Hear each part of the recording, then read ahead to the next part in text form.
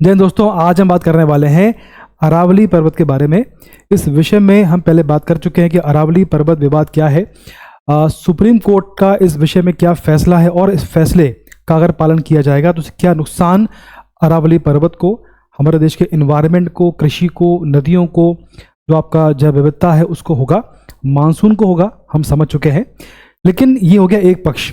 हर पहलू के दो पक्ष होते हैं, सरकार का और सुप्रीम कोर्ट का। इस फैसले के पीछे क्या तर्क है, क्या लॉजिक है, उसको आज हम समझने वाले हैं और जानना आवश्यक भी है। इस सुप्रीम कोर्ट इतना बड़ा संस्थान है, उसका क्या इसके पीछे लॉजिक है वो समझना काफ़ी आवश्यक है।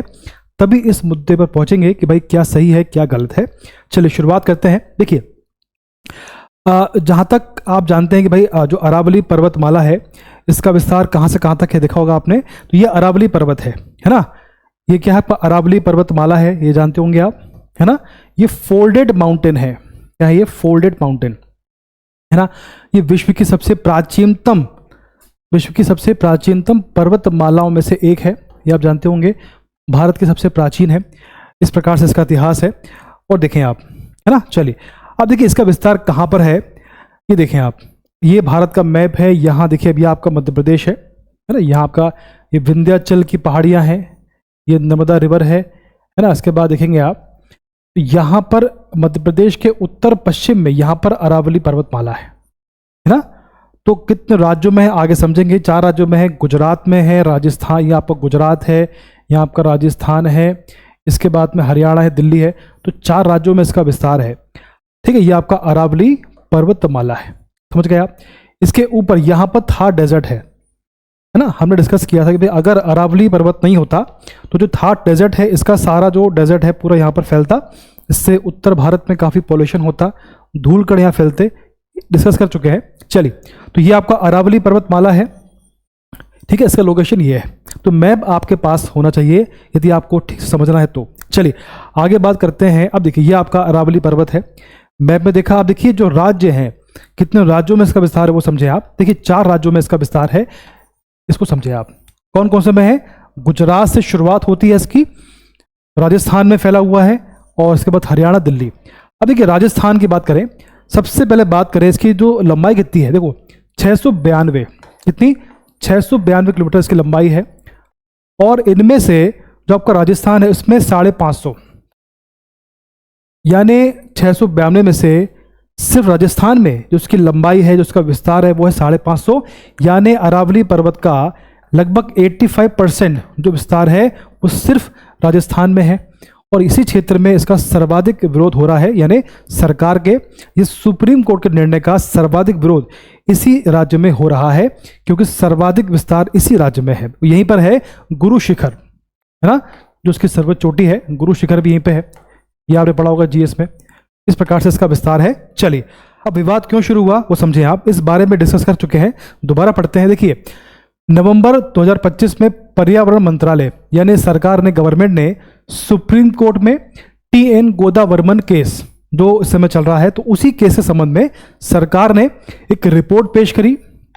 इस रिपोर्ट में क्या था? इस रिपोर्ट में कहा गया कि ये 100 मीटर से कम ऊंचाई वाली पहाड़ियां अरावली नहीं मानी जाएंगी। सपोज करिए कि ये आपका अरावली रेंज है, पर्वतमाला है। अब देखिए इसकी हाइट है आपकी 120 मीटर, और इसकी हाइट है 80, इसकी हाइट है 90, इसकी हाइट है 70, इसकी है 40। यानी सिर्फ बीच वाला ही अरावली का हिस्सा माना जाएगा। बाकी जो 4 हैं आपकी, ये 80 वाली, 90, चूंकि इनकी हाइट 100 मीटर से कम है, इसलिए इन्हें अरावली का हिस्सा नहीं माना जाएगा। ये कोर्ट का निर्णय है, इस प्रकार से निर्णय आया। अब समस्या यह है, दिक्कत कहाँ पर है? दिक्कत यह है कि भैया अपरदन के कारण अरावली की अधिकांश ऊंचाई 100 मीटर से कम हो चुकी है। देखिए जो अरावली पर्वतमाला है ना, आपकी अरावली पर्वतमाला है, ये फोल्डेड माउंटेन है, ये काफ़ी प्राचीन है, यानी हिमालय से भी पहले का इसका इतिहास है, यानी मानव के इतिहास से भी प्राचीन इसका इतिहास है। जब मानव का जन्म नहीं हुआ था उसके पहले का बहुत प्राचीन इसका इतिहास है। तो देखिए काफ़ी लंबे समय से है। तो लंबे समय में हवा और पानी के अपरदन के कारण, यानी जो आपका हवा पानी है इससे टकराए होंगे, तो इसकी जो ऊपर की लेयर है वो धीमे धीमे कम होती गई होगी, और वर्तमान में इसकी हाइट काफ़ी कम हो चुकी है। तो इसको बोलते हैं अवशिष्ट पर्वत। ये आपको क्लियर है बात। तो अवशिष्ट जो पर्वत है, तो अपरदन के कारण इसकी हाइट काफी कम हो गई है। तो 90% जो पहाड़ियां हैं उनकी हाइट 100 मीटर से कम हो चुकी है। तो अगर ये नियम लागू होता है तो अरावली की 90% पहाड़ियां अरावली का हिस्सा नहीं होंगी, तो उनका जो है नुकसान होगा भविष्य में। ये कोर्ट का तर्क है, ये जो जितने भी इन्वायरमेंट वाले हैं उनका तर्क है इसके विरोध में, ठीक है। तो राजस्थान की जो लगभग 90% अरावली है, कानूनी तौर पर अरावली नहीं रहेंगी तो उनका शोषण होगा, ये तर्क है इसके पीछे। चलिए आगे बात करते हैं। यानी अब यहां वन संरक्षण कानून लागू नहीं होंगे। इससे क्या होगा, अवैध खनन बढ़ेगा, इलीगल माइनिंग बढ़ेगी, इलीगल माइनिंग बढ़ेगी यहाँ पे, है ना। पहाड़ काटे जाएंगे जिससे अरावली का नुकसान होगा। इसके बाद में यानी अरावली की बर्बादी शुरू हो जाएगी। ये जितने भी राज्य है उनका विरोध हो रहा है, उनका तर्क है इसके पीछे। अब अगला है कि अरावली नष्ट हुआ तो क्या होगा। इसको हम डिस्कस कर चुके हैं कि भैया अगर जो आपका अरावली नहीं होता तो क्या होगा, थार रेगिस्तान आगे बढ़ेगा। यह आपका थार रेगिस्तान है, यहाँ पर आपका अरावली है, यहाँ पर आपका मध्य प्रदेश है ना, यहाँ पर आपका जो है नीचे गुजरात है, यहाँ आपका नीचे महाराष्ट्र है, सब है, राज्य है। तो अगर अरावली नहीं होगा तो आपका जो थार रेगिस्तान का विस्तार होगा, यहाँ पर पॉल्यूशन बढ़ेगा और गंभीर समस्या उत्पन्न होंगी। धूल, लू और प्रदूषण यहाँ बढ़ेगा, नदियाँ सूखेंगी, क्योंकि यहाँ से होकर बहुत सी नदियाँ बहती हैं तो उनका वो समाप्त होंगी। भूजल घटेगा, खेती कमजोर होगी, सिंपल सी बात है, इन नदियों के माध्यम से खेती में जल पहुंचता है तो वो समाप्त होंगी। जल संकट उत्पन्न होगा और मनुष्य जीवन संकट में हो जाएगा। इसके बाद देखें, जैव विविधता और मानसून भी इससे प्रभावित होंगे। ये हमने पढ़ चुके हैं, डिस्कस कर चुके हैं।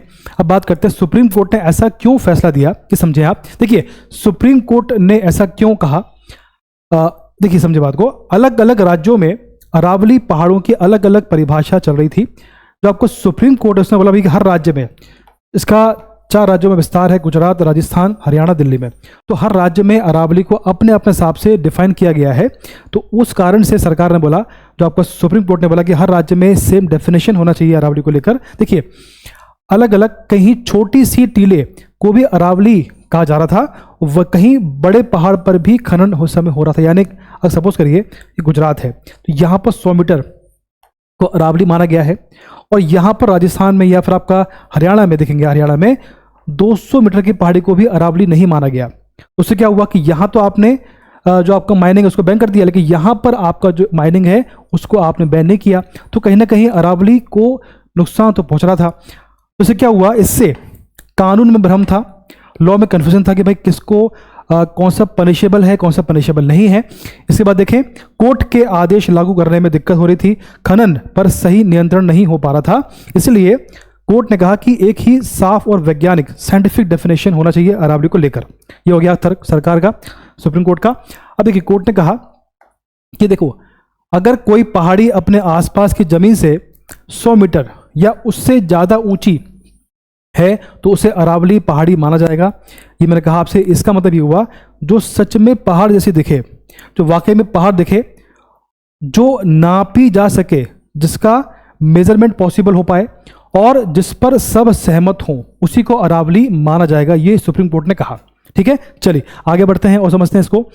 अब देखिए सुप्रीम कोर्ट का मकसद क्या था, पढ़ लिया हमने कि भैया अरावली को नुकसान नहीं पहुंचे, बल्कि मकसद था कि कानून में साफ साफ नियम बने कि हर राज्य के लिए एक जैसा नियम हो, खनन पर सही कंट्रोल हो पाए। ये आपका मेन है, ये मेन है। देखो ये मेन है कि भैया इलीगल माइनिंग पर कंट्रोल हो, इसलिए कोर्ट ने ये फैसला दिया कि हर राज्य में सेम नियम होगा, तो जो इलीगल माइनिंग है उसको समाप्त करने में हेल्प मिलेगी।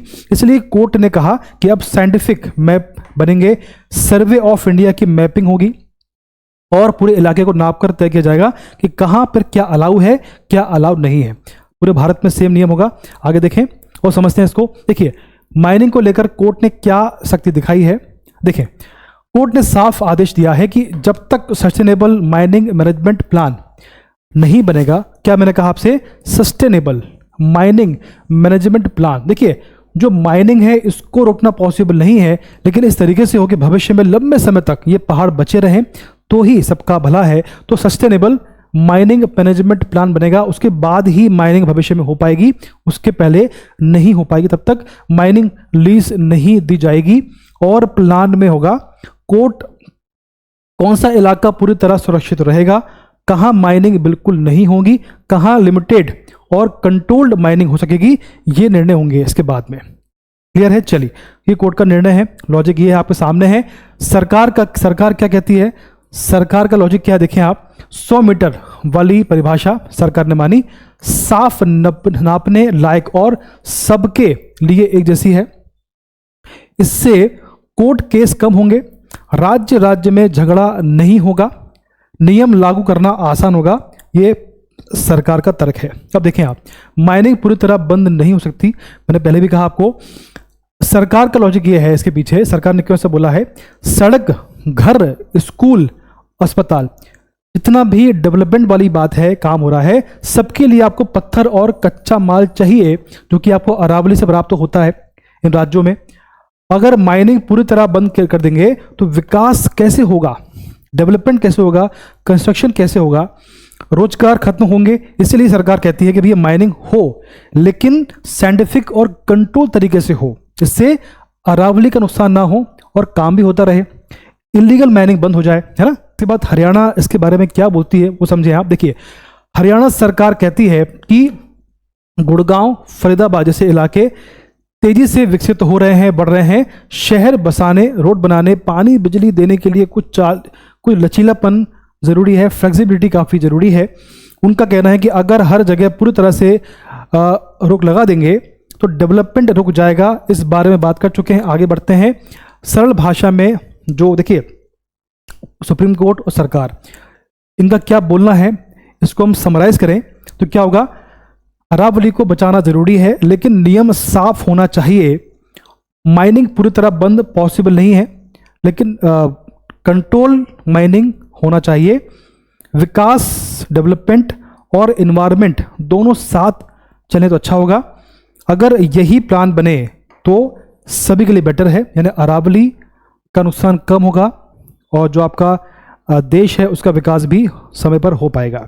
ये सरकार का और जो आपका सुप्रीम कोर्ट का तर्क है ना। चलिए, तो इस प्रकार से आज हमने समझा है कि भाई सरकार तो बेसिकली जो आपका सुप्रीम कोर्ट है, ठीक है, इसके बाद में जो आपका अरावली है और जो गवर्नमेंट है, तो गवर्नमेंट का, सुप्रीम कोर्ट का इस विषय में क्या तर्क है, और जो हमारे भारत में पर्यावरणविद है, जो पर्यावरणविद हैं या जो इसका विरोध कर रहे हैं, उनका इस विषय में क्या तर्क है हमने समझ लिया।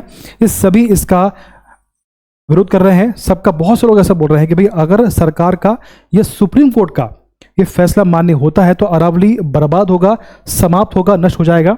सरकार का क्या बोलना है समझ लिया हमने, और आज का फैसला है कि सुप्रीम कोर्ट ने सरकार से बोला है कि भाई इस विषय में आपका क्या बोलना है, हमको जवाब चाहिए कि आप किस प्रकार से अरावली को सेफ कर पाओगे, इसका जवाब हमें चाहिए कि क्या आपका प्लान है। तो इस प्रकार से आज हमने समझा कि अरावली को लेकर हमारे भारत देश में किस प्रकार के तर्क हैं, सरकार के पक्ष में और सरकार के खिलाफ। धन्यवाद।